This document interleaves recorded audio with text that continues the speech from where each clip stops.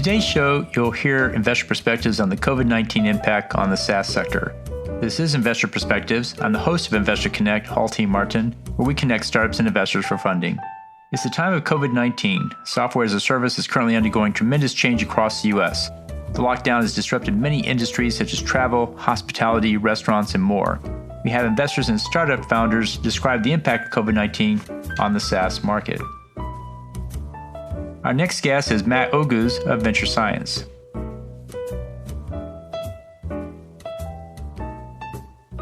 Great. And so what's your advice to startups about COVID-proofing their business? What should they look at to survive well in maybe yet another lockdown that may come in the future? COVID is terrible for everyone, whether that's a customer-facing business or otherwise. It's very scary. But if your company is based on a personal interaction with a customer, in other words, you're going to see somebody face-to-face, you have a store somebody needs to come walk into, then those businesses are at a higher risk.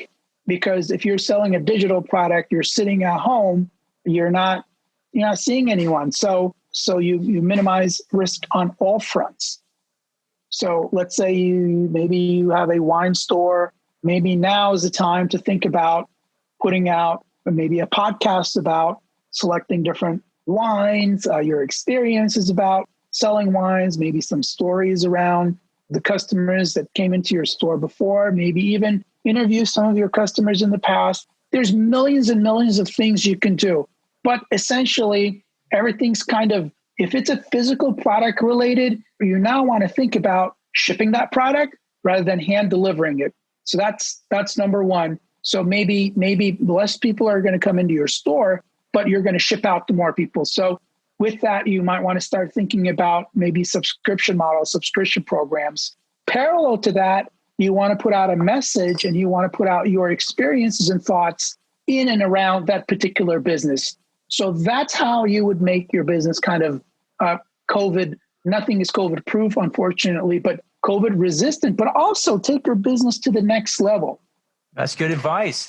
Well, one thing we hear a lot about is that the economy is in terrible shape, but the public stock market's doing great. And for many, that's very confusing. How do you reconcile those two things? Yeah, listen, it's about supply and demand. So I'd like to point out some numbers for all the listeners. So today, based on research done by UBS and many other reputable sources, and I'm happy to share that offline. Please, all the listeners, again, my name is Matt Oguz, and add me on LinkedIn, say hi. I'm happy to exchange notes and information. And so there's about almost $400 trillion of global wealth that's out there in the world today. Yesterday, I've seen a report, $120 trillion of wealth in all of U.S. households. Over the next 10 years, there will be $60-70 trillion of inheritance, a wealth transfer from one generation to another. We're in the midst of that because of the way the generations are kind of stacked up today.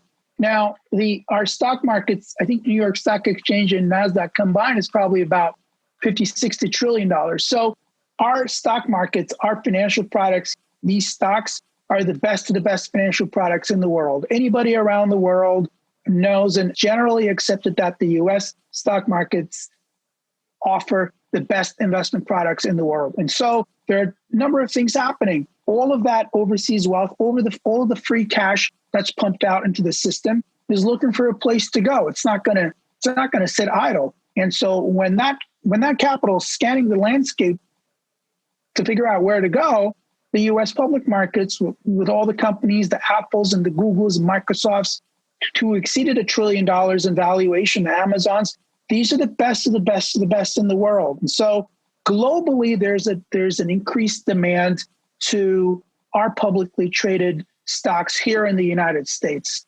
On top of that, domestically, like I said, the total household wealth is at its highest point. A lot more capital because of the fiscal stimulus plans. There's a lot more capital out there. So putting the fundamental numbers of those companies aside, the EBITDAs and so forth, putting that aside, there's just an overall increased demand into the public stock markets. And so when you have increased demand, what happens to the prices? Prices go up. That's economics 101. And so that's what's happening. So as long as that's out there, we should see upward movement in the stock markets. And, obviously we will all reach a point where an equilibrium will have reached. And at that point, we could see a flattening of that and then perhaps a reversal where the prices start heading the opposite direction.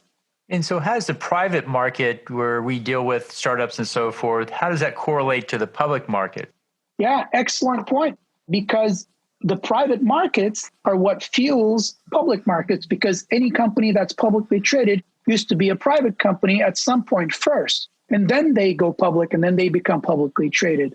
And so what I see happening is that because the publicly traded companies, the public markets, sort of like the semi trucks on the interstate, set the pace of the road, and they're going at a certain pace. And so the private companies follow that suit. So private companies, especially the ones that are best of the best, the ones that are not a unicorn, the ones that are unicorns and the ones that have kind of exceeded that standard. I'm not going to get into whether or not a company is overpriced in terms of it's reaching $1 billion of valuation. That's a whole different 2-3 hour discussion.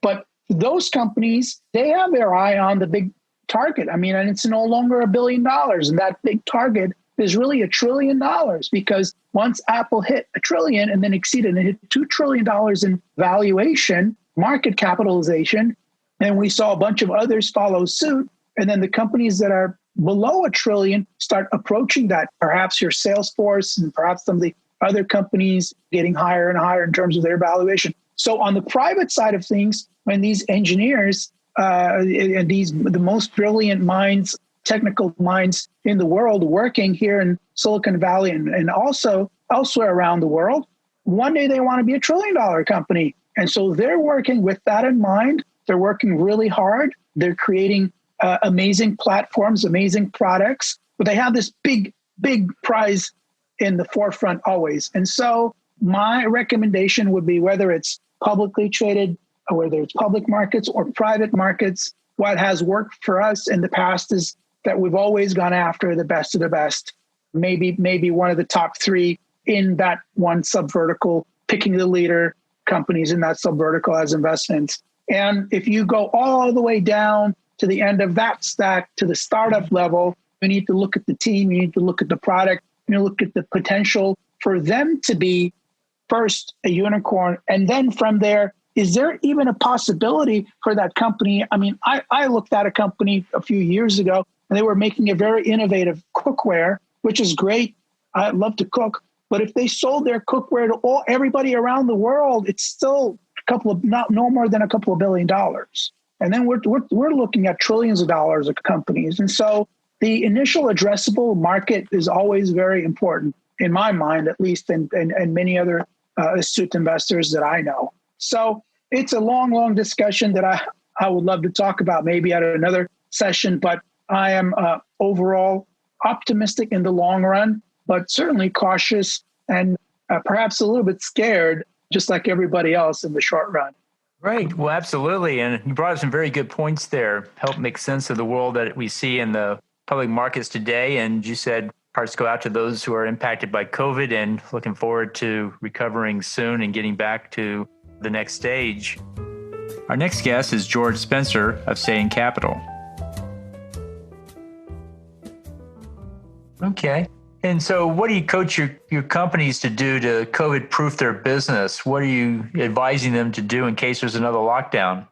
I think the answer is you always want to be prepared, and you want to have the plan that you've got that's going to work for you written down and put into a drawer next to you. So you don't have to really think about it that much if the world goes to hell. There's no playbook here. We can draw a lot on kind of what we learned 2001 after 9/11. Draw a little bit on what we learned after the first Gulf War. We can draw a little bit on what we learned, in the mortgage crisis in 2008. But, this is a new animal. And how do you treat employees in this world where they're working from home and they've got to supervise their kids' online learning too? So I think that there's a uniqueness to this that is it's unique. But the question really is, the fundamentals are the same. If sales and marketing is working and you got good sales, you got to put your foot on the accelerator a little bit. If it doesn't seem to be working, you need to tap the brakes a little bit.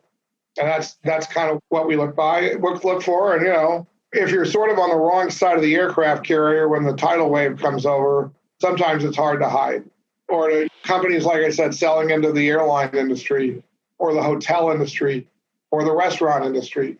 I mean, that's just going to be really, really tough. And those guys, depending on how much scale you have, I'd be just kind of retrenching as much as I can, preserving cash and getting the company to break even if I could, and keeping it there, or at least keeping the burn rate as minimal as possible. And if you're not of a scale to be able to do that, then look for a merger partner, I guess. Well, that's good advice. In the last few minutes that we have here, what else should we cover that we haven't? It's a tough world. I think that as I look back, a lot of the best investments I've made over the last 30 years have been in these periods of time when people were afraid to sort of step into situations just because it didn't look so good in Forbes magazine or Fortune magazine or Time magazine. And I just think you got to think for yourself, focus on the fundamentals, and if it works, it works, and trust your instincts. And as a venture capitalist, we're always sort of looking for primary data that we can look and interpret and see things differently than the rest of the world. Well, very good. Well, appreciate you sharing your thoughts with us today. Our next guest is Chris Hall of Escalate Capital. Great. And so in today's market, what does a startup need to do to COVID-proof your business? You talked a moment ago about your customers and how if they're not COVID-proof, your sales are going to take a hit at some level. But beyond that, what else do you think someone should do to COVID-proof their business? At a high level, just the ability to be flexible and adapt quickly. It's COVID this time, who knows what the next one will be. But more specifically, prioritize profitability maybe over growth, at least in the short term. So it's a combination of cutting costs, but you also want to stay in a position to, once things open up and it is possible to grow, you don't want to be understaffed and not in a position to get back on track with growth. So, and also an element of this is think about your variable versus fixed costs. Because, fixed costs can't change, at least in the short term. Variable, you can. So that extends runway. And if you're just, even in the worst of times, if you're a well-run business that has recurring revenue, predictability, strong retention, you can still raise money. Just like we talked about the public markets and how they are right now. But in other times of recessions, there's usually a flight to safer assets, right? So not companies that aren't over-levered, companies that are cash flowing. And the equivalent of that in the startup world, when companies are still burning money, is predictable revenue and strong customers and moderate burn. So companies like that will still be able to raise capital, and that as long as you can keep doing that, you should be okay. And then also, it's a little harder to find, but if you're a must-have as opposed to a nice-to-have product or application or whatever the company is, so you should always try to be a must-have, right? Deemed mission critical as opposed to just a nice addition. So I'd say the sales staff or the customer experience staff or whatever the company calls them, if you are in high touch organization with your customers have a champion that's well respected in that organization, you're more likely as thought of as a critical component. If you touch processes at your customers that they consider essential, then you're less likely to get cut once budget cuts happen. And usage too, right? I mean, the more your product's used, the more likely it is to be considered that mission critical. And you can track with certain applications, you can track usage. So a number of resources that your customer are logging in on a daily basis, like you should have stronger retention. I mean, it's not always that simple one-to-one, but I mean, even if you'd be better off having retail customers that are struggling financially, where you are absolutely crucial to running their businesses. As long as they don't, even if they go bankrupt, they come back after declared bankruptcy because they need you to run the business, as opposed to a nice to have a company that's doing fine because you just might get cut without warning, because who cares? Because you're not necessary. Well, that's a good point. Well, in the last few minutes that we have here, what else should we cover that we haven't?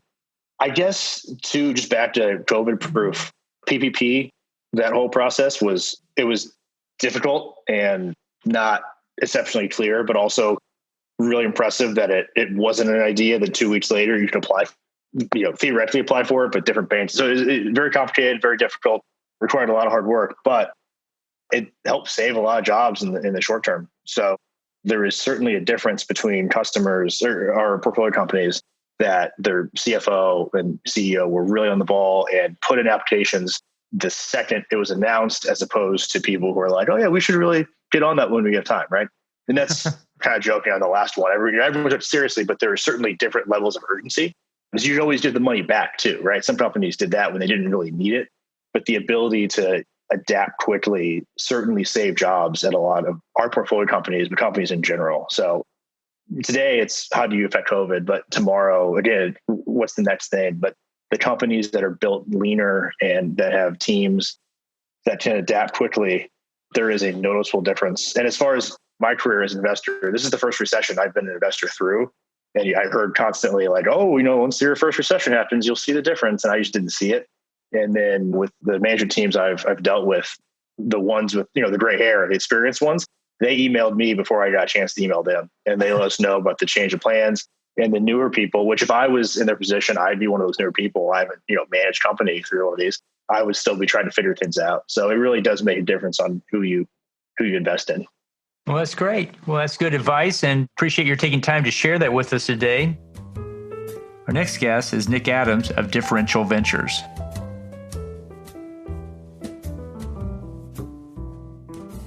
What does a startup have to do to COVID-proof their business going forward, or how does that impact your investment decision when you go look at a company? What are you looking for to make sure that they're not going to be disrupted by the next pandemic?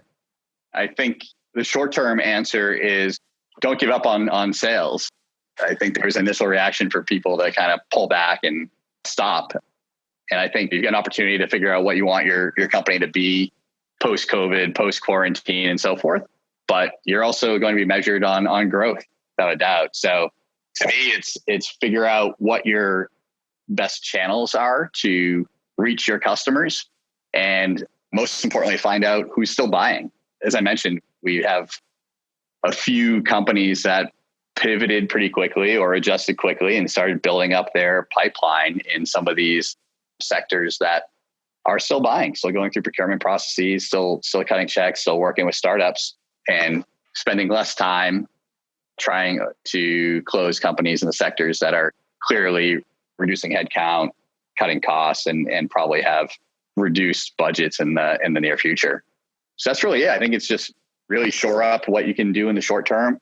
Maybe focus on a slightly different sector or size company as your target market, and just keep building up your pipeline for when these other markets come back. Well, that's good advice. Well, in the last few minutes that we have here, what else should we cover that we haven't?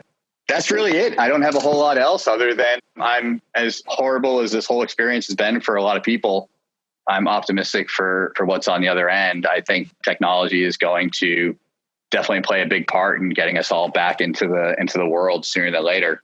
And I'm hoping creates an awful lot of new jobs for people. So I'm excited about retraining and getting people back into good paying jobs through a lot of training and education platforms. And hopefully we'll have a better work experience on the other side of this pandemic. Great. Well, thank you for joining us today. Great. Thanks so much, Hal. Our next guest is Jason Krause of EQX Fund.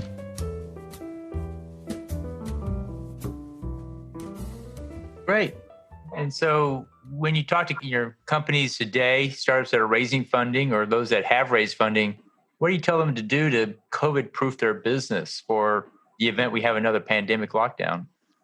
Yeah, so one thing was have a sufficient cash pipeline, and some of that may be like a couple of our investments we went in, around the March timeframe, were like had to offer some other incentives to close quickly rather than delay and try to figure out how long the pandemic was going to last and ease the concerns of investors there. So it could be warrants or slightly decreased valuations, other ways to get investors to come in today rather than waiting.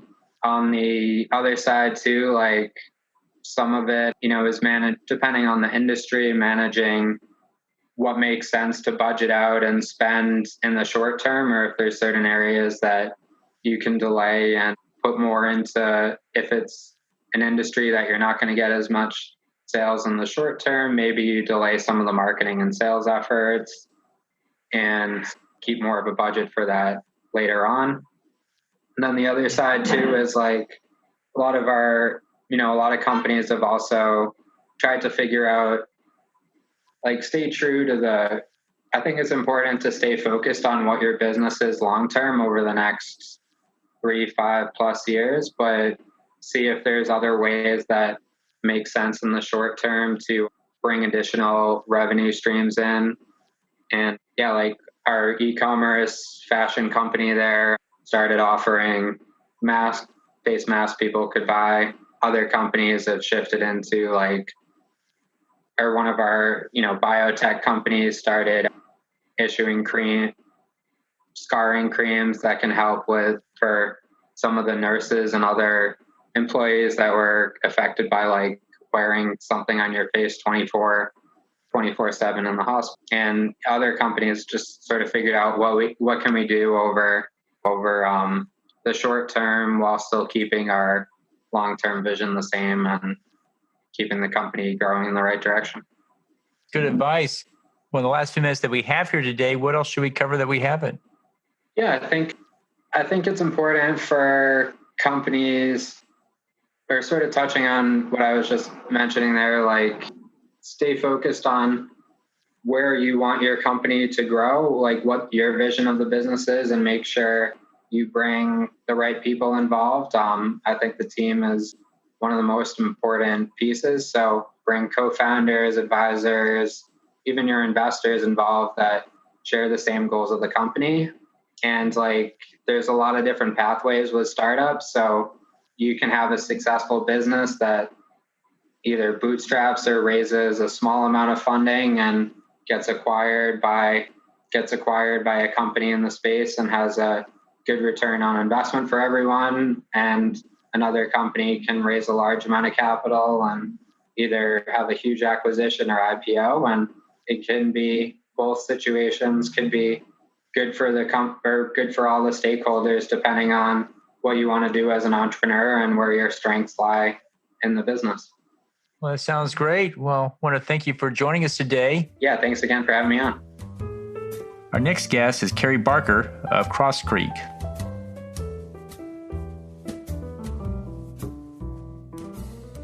And joining us today is Carrie Barker, founding managing director at Cross Creek, based in Salt Lake City, Utah.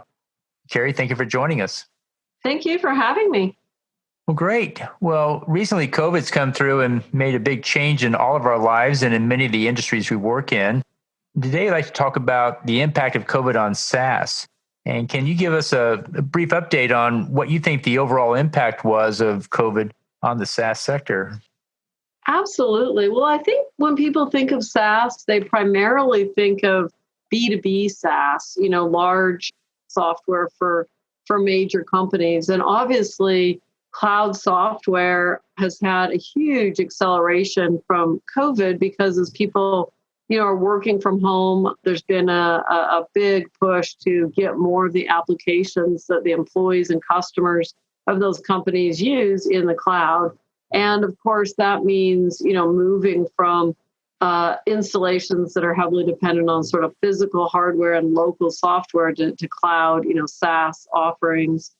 And that's not going back. So, once you've made that transition, when COVID's over, hopefully, and everybody's back in the offices, nobody's going back. So that's a permanent acceleration. We're also seeing that conversion in, sort of B to SMB, sort of small business. So, this might be businesses as small as 2 or 3 employees. And in that space, I think it's not a conversion from perpetual software to SaaS. It's really the adoption of software at all. So something as simple as payroll for a small business was probably being done, physically writing checks dropping them in the mail, that sort of thing. And we've seen a big adoption of just moving to cloud, with COVID for even the smallest businesses. SaaS is also B2C, like consumer, and people don't think of SaaS as much in that. But really, I think if you think of something even like Netflix, this is really a recurring model for selling things to the consumer. And if you think about, Netflix, obviously that trend was well underway, that people don't go to Blockbuster anymore. They go to Netflix.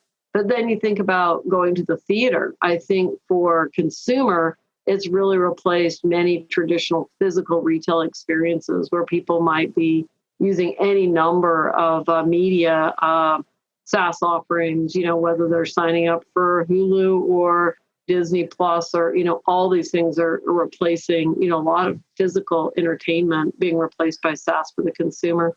So hopefully, that gives you a sense. But I think, across the board, we think COVID's just been a very large accelerator for SaaS of all types. I've heard many investors talk about looking for businesses that are COVID-proof.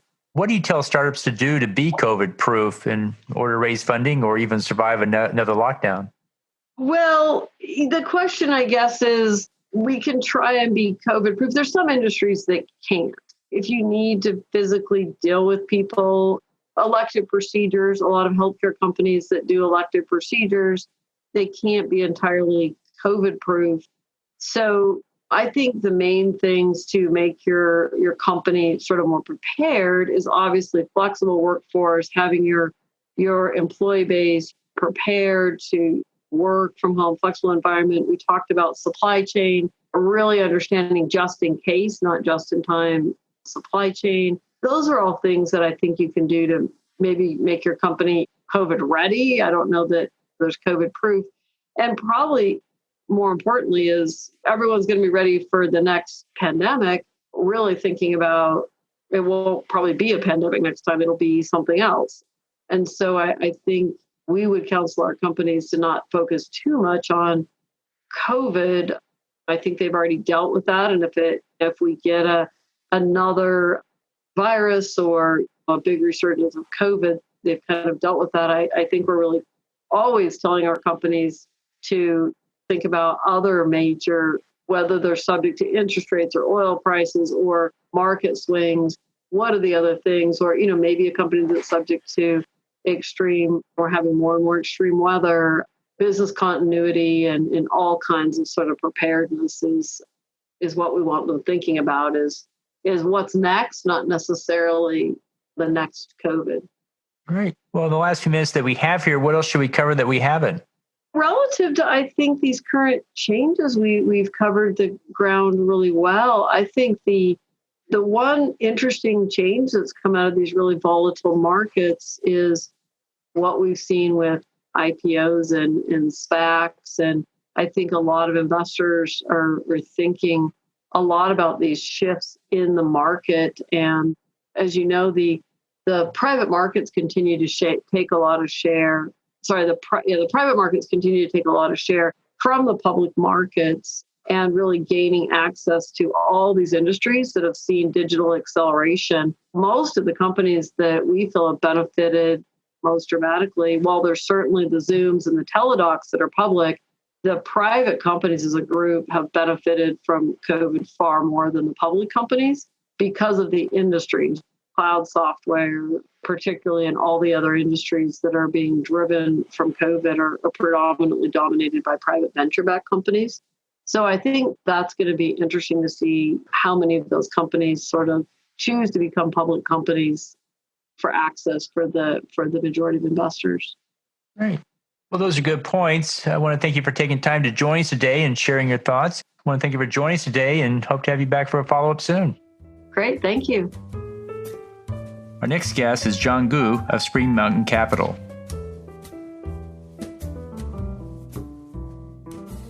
And so how do you coach startups to COVID-proof their business? What do you tell them to do in case there's another lockdown?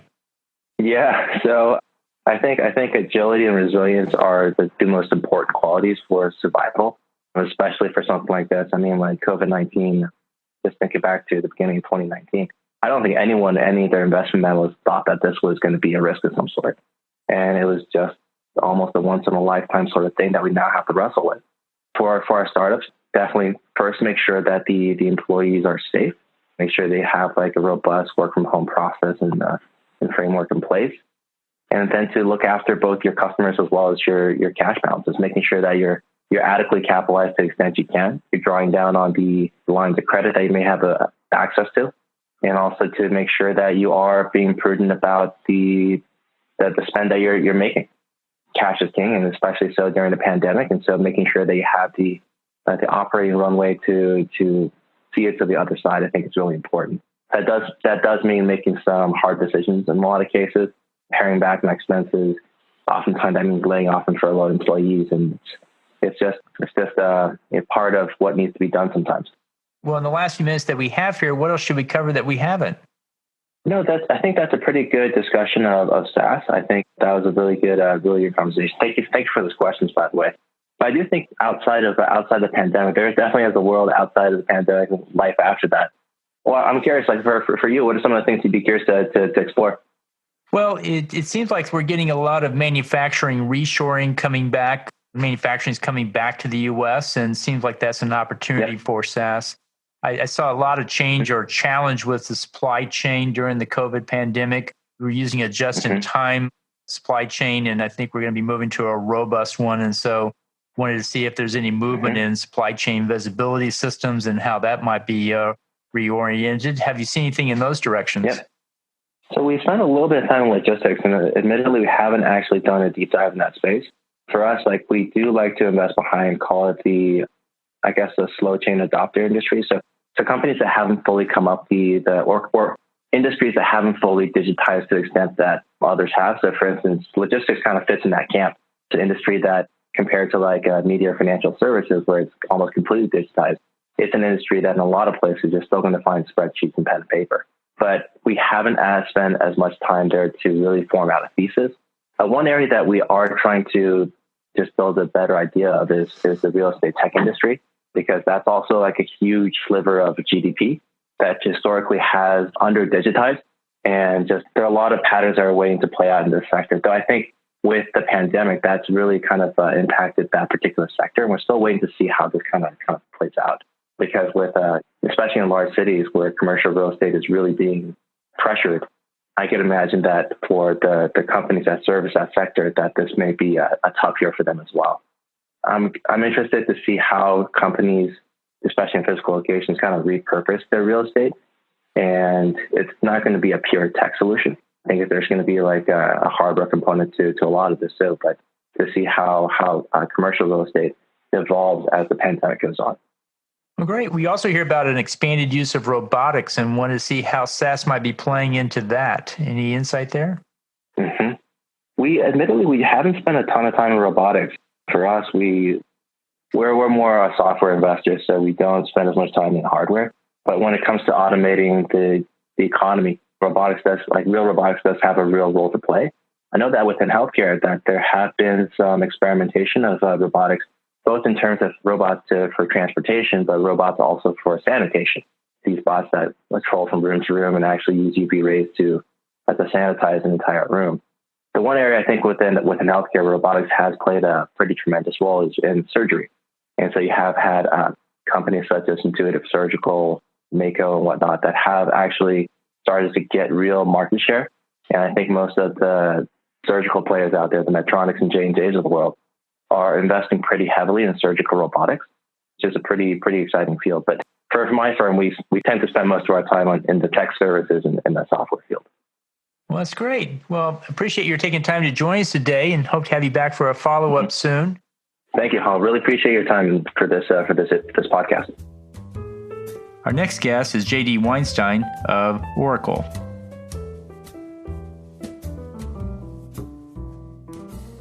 Great. And so you see a lot of startups come through. What does a startup need to do in order to become COVID-proof? So in case we go through another lockdown, how do they COVID-proof their business and not be susceptible to that? So this is a great question. And I think the short answer is it's really going to depend on the business relationship too. However, something that I always suggest startups do, whether it be internal for your own strategy or for fundraising is to always have 3 different forecasts of scenarios, right? So one is selling the dream. What does everything go right? That's kind of that question that VCs ask, but the best VCs, like what happens if everything goes right kind of thing. And then this is how we become the multi-billion-dollar company. One you need to have, which is conservative estimates to account for churn and turnover and other unknowns. And then number 3, which I think folks are paying a lot more attention to now, is your disaster scenario. So how does your business respond swiftly and effectively to another version of COVID happening in 12 to 18 months down the road? Of course, focus on automation where machines can rule, and customer-centric relationships where humans can rule too. Great. Well, in the last few minutes that we have here, what else should we cover that we haven't? Yeah, I think one idea within SaaS that has really picked up a lot of traction lately for your viewers that are not familiar is this concept of product-led growth. And so this is the idea of owning the end user. So companies that we use every day now, like a Zoom or Slack or Dropbox or Shopify, these companies all focused on capturing their end user first and having that market and growing with their product upstream, as opposed to selling to executives and pushing it downstream. So I think that's a really important shift that we're beginning to see. OpenView Partners has put a ton of great research out in this space. And a local plug for a company here in Austin called QuotaPath, which deals with sales compensation and commission tracking. They've innovated with adopting a lot of these practices too. So what's the advantage of starting with the end user rather than, say, the decision maker? I go to a large company and I go to the CEO and I sell one person, everybody in that group is using it. Otherwise, I have to go and sell every individual user and then work my way up. But what's the advantage of working your way up? Yeah, so you're absolutely right. In the short term, to look at a short-term strategy, it's going to be easier to get the one big signed contract. This is really looking at down the road where the most important part of your business, and now more than ever, is going to be looking at net retention and churn and really keeping your customers happy and owning that relationship. If you sell and you get your end users and customers on board, it doesn't matter. You've won. So wherever they are going to go, it's going to be widely adopted, in the case of all those companies that I listed previously. But I think we're really going to start to see a much larger shift for this product-led growth market. Great. I want to thank you for joining us today and hope to have you back for a follow-up soon. Great. Thanks a lot, Paul. Our next guest is Stuart Keim of Hop.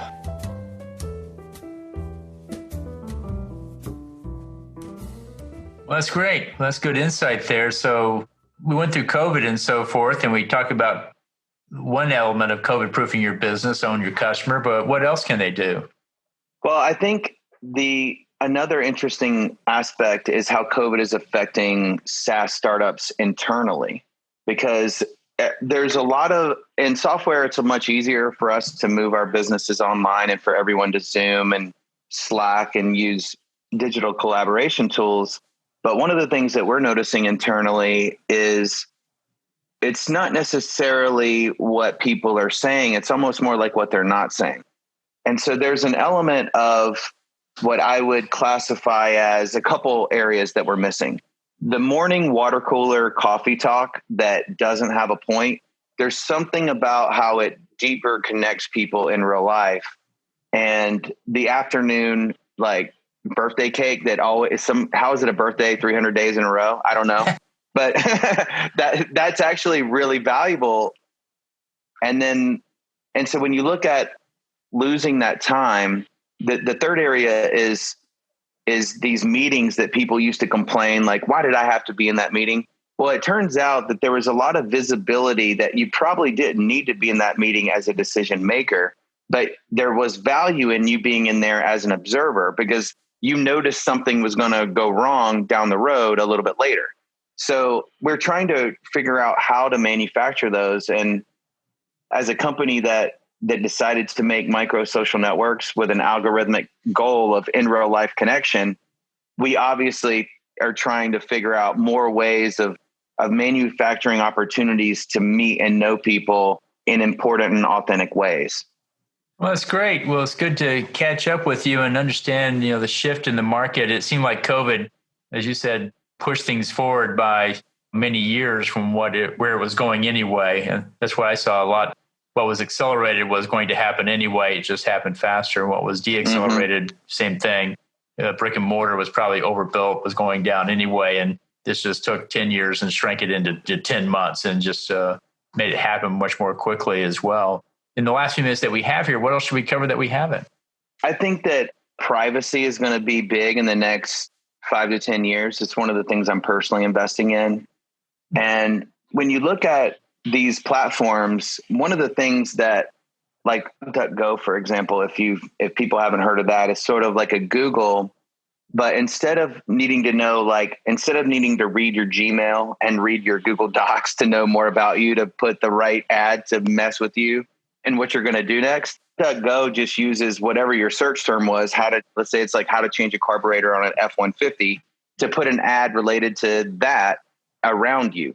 So that's really how magazines used to work. If I bought Cigar Aficionado, there was a certain type of brand that wanted to be related to that, but they didn't need to know, for example, what Facebook is trying to know about you, which is like they're one of the largest buyers of ovulation data from Maya, which is the largest cycle tracker for women.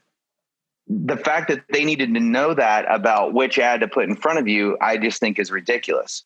So creating privacy-friendly alternatives to these free tools that all of us are using on the internet is going to be probably one of the largest growth sectors to me in the next 5 to 10 years. You think that's going to drive microsocial networks, the fact that you have maybe more control over it? You can go to the community curator and they can take care of problems and they can knock out bad actors, because you want to know who's in your network when it's a small one. When it's 10 million, exactly. You don't know who's in that network. But if it's a small one, you can actually control who that is and who shares that information. So you think privacy is going to be a big driver for that aspect of it?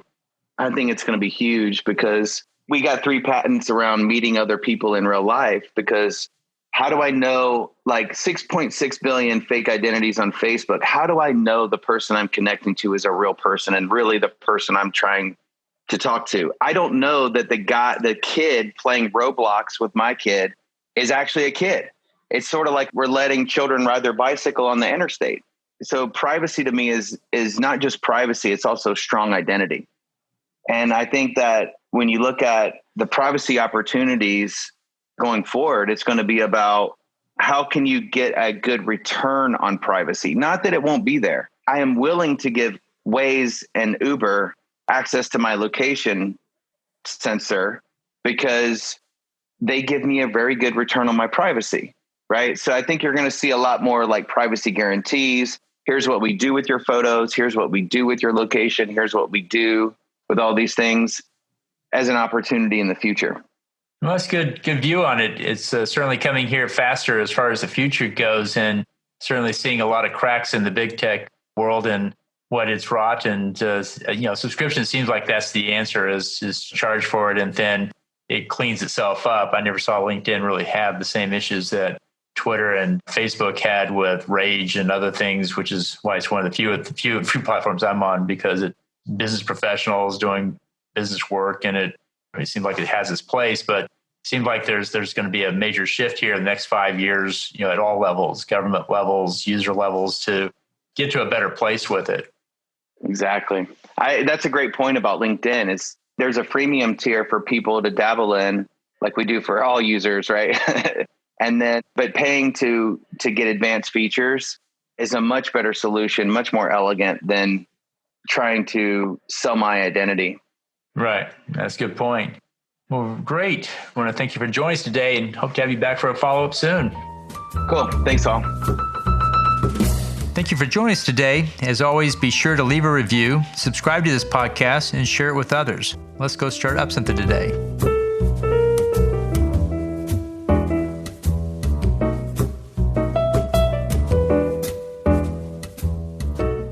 Paul T. Martin is the director of Investor Connect, which is a 501c3 nonprofit dedicated to the education of investors for early stage funding. All opinions expressed by Hall and podcast guests are solely their own opinions and do not reflect the opinions of Investor Connect. This podcast is for informational purposes only and should not be relied upon for the basis of investment decisions.